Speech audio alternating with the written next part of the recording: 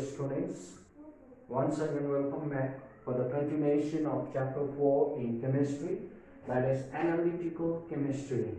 Today I would like to explain you action of ammonium hydroxide solution on certain salt solution and action of alkalis on metals and their oxide and their hydroxide. Now here, what shall we observe or notice when ammonium hydroxide solution is added dropwise and then in excess to certain salt solution? Like when ammonium hydroxide solution is added dropwise and then in excess to zinc sulfate solution, the salt which is containing zinc ion. When ammonium hydroxide solution is added dropwise to zinc sulfate solution, gelatinous white precipitate of zinc hydroxide, and this white precipitate of zinc hydroxide is soluble in excess of ammonium hydroxide solution, thereby forming a colorless solution of tetraamine zinc sulfate. And this is a complex salt. Here, that means the salt which is containing zinc ions, when it is treated with ammonium hydroxide solution, it gives white precipitate of zinc hydroxide which is soluble in excess of ammonium hydroxide. Now, when ammonium hydroxide solution is added dropwise to lead nitrate solution, the salt which is containing lead nitrate, it gives a chalky white precipitate of lead hydroxide, which is insoluble in excess of ammonium hydroxide solution. That means the salt which is containing lead ions, it gives chalky white precipitate of lead hydroxide, which is insoluble in excess of ammonium hydroxide solution. Now third one here, when ammonium hydroxide solution is added to the salt which is containing calcium ion. When ammonium hydroxide solution is added dropwise to the salt which is containing calcium ion, like calcium chloride, the salt which is containing calcium ions, no change can be observed. There is no reaction between the salt which is containing calcium ions and ammonium hydroxide solution. Now fourth one here, when ammonium hydroxide solution is added to the salt which is containing ferrous iron. Here the salt which is containing ferrous iron, action of ammonium hydroxide solution on ferrous sulfate solution, the salt which is containing ferrous iron. When ammonium hydroxide solution is added to the ferrous sulfate solution, it gives dirty green precipitate of ferrous hydroxide, and this dirty green precipitate is insoluble in excess of ammonium hydroxide solution. That means if a salt gives dirty green precipitate with ammonium hydroxide solution which is insoluble in excess of ammonium hydroxide solution, that salt containing ferrous ions. Now action of ammonium hydroxide solution on ferric sulfate solution, the salt which is containing ferric ions. When ammonium hydroxide solution is added dropwise to ferric sulfate solution, it gives reddish brown precipitate of ferric hydroxide, and this reddish brown precipitate of ferric hydroxide is insoluble in excess of ammonium hydroxide.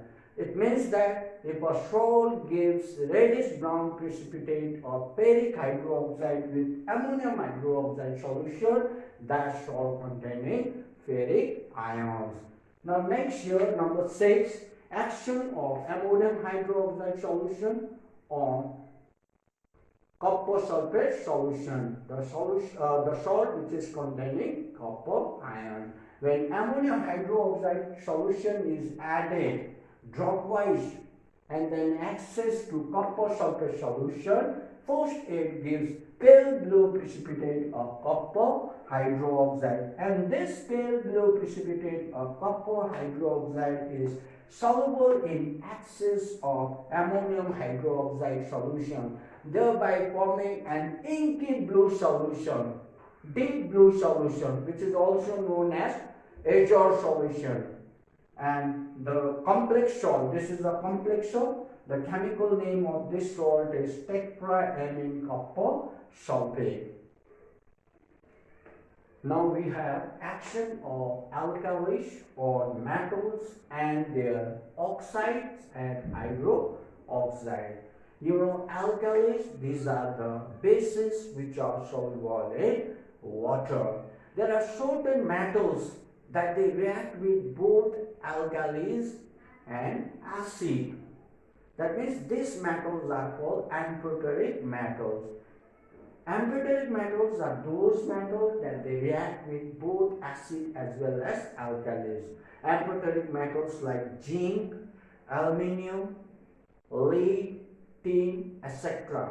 Now, when these amphoteric metals react with alkalis, they produce hydrogen gas and their salt, complex salt will form. Here, for example, when zinc reacts with hot concentrated sodium hydroxide solution, hydrogen gas is evolved and a complex salt is formed, that is sodium zincate, Na2ZNO2. Similarly, when aluminium is heated with aqueous solution of sodium hydroxide solution, hydrogen gas is evolved. Similarly, when lead reacts with hot concentrated sodium hydroxide solution, will get hydrogen gas and sodium plumbite is formed. Now, their oxide, whenever the oxide of this amphoteric oxide and hydroxide of this amphoteric metals, whenever they react with alkalis, they'll produce their complex salt and water molecule. Like zinc oxide, when it reacts with sodium hydroxide or concentrated sodium hydroxide solution, will get sodium zincate. Instead of, in this case, instead of this hydrogen, will get water molecule. Here, similarly, zinc hydroxide, when it reacts with hot concentrated sodium hydroxide solution, instead of this hydrogen, will get water molecule and sodium zincate.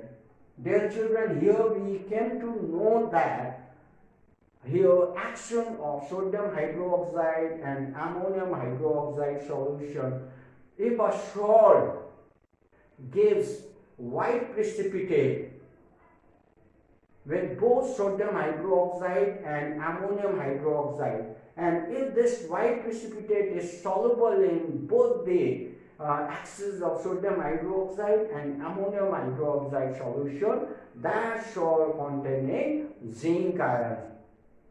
If the salt gives white precipitate and this white precipitate is soluble in axis of sodium hydroxide but insoluble in axis of ammonium hydroxide solution, that salt containing lead ions. If the salt gives white precipitate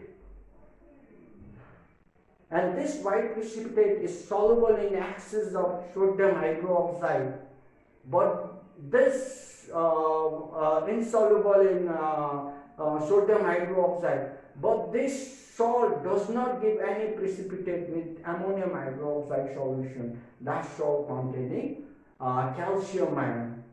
If the salt gives dotted green precipitate with both sodium hydroxide and ammonium hydroxide solution, that salt containing ferrous ion, and this dotted green precipitate is insoluble in both the axes of sodium hydroxide and ammonium hydroxide solution. If the salt gives reddish brown precipitate and this reddish brown precipitate is insoluble in both the axes of sodium hydroxide and ammonium hydroxide solution, that salt containing ferric ions.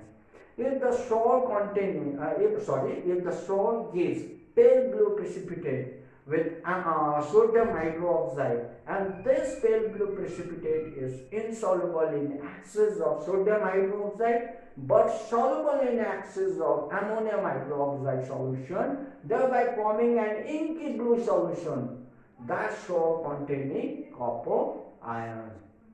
Dear children, here we have come to the end of today's online class. Thank you very much.